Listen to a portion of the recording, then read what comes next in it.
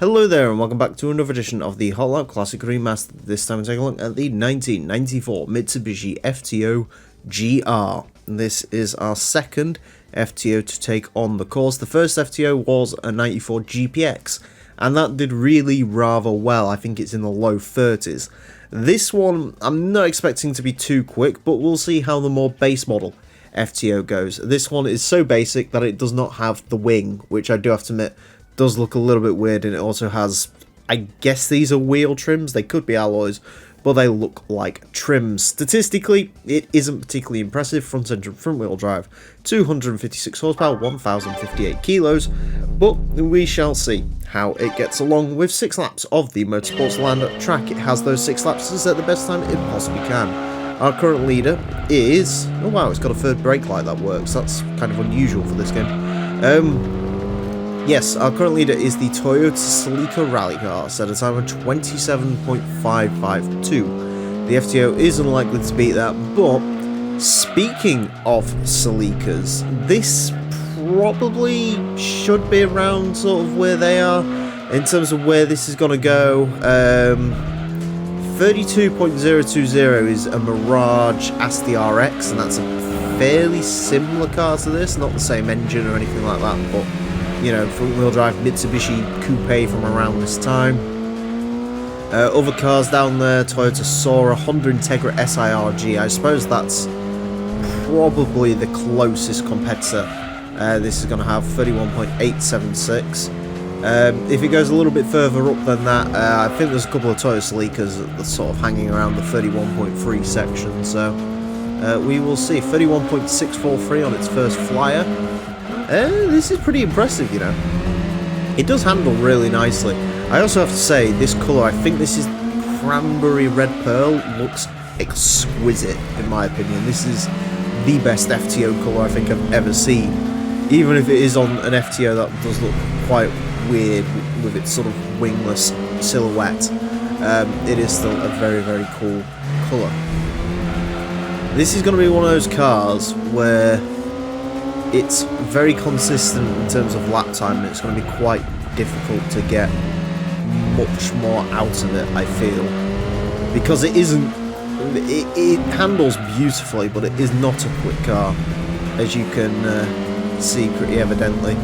I could maybe be using first gear a little bit more. I don't really want to risk it because I don't think first gear is going to be particularly long enough for what we want to do here. Going a little bit wide out that corner, 31.509. We're fairly in the pretty average territory for this show. That means it's quicker than a Mazda Demio and Nissan Micra. And just before you say it, that does mean that a Honda Integra SIRG, yeah, first gear's not one. That does mean that the Honda Integra was beaten quite significantly actually by a Mazda Demio and a Nissan March. In fact, the Demio is a very, very quick car, but we're not talking about the Demio, we're talking about the FTO. I don't know how I got away with cutting that first corner that much there, but I'll take it. That is a bit too wide, and I think all our lap time's going to go there. Although maybe not. Yeah, you see, if I tried to shift to first gear there, I just wouldn't get the speed out of there. To the line, come on, 31.479. That's alright, actually, to be fair, considering I did not expect this car to be particularly quick, because statistically it is not particularly quick. That's not bad at all, actually. Sounds very strange. I know these have got V6s, so, but very strange sounding engine there. Well, actually, that is surprisingly all over the place. Maybe there is 0.2 in this. It doesn't feel like there is, but who knows. Anyways, 31.479 is going to place this into 156th place. It is in between a Mini Cooper rally car and the Mazda Speed Roadster A-Spec. It is slightly up on the Lotus Elise Mugen Accord, quicker than the Renault Megane Coupe, which is pretty sort of like this. quicker than the Lotus Elan, quicker than the Mazda Demio GLX that I mentioned before.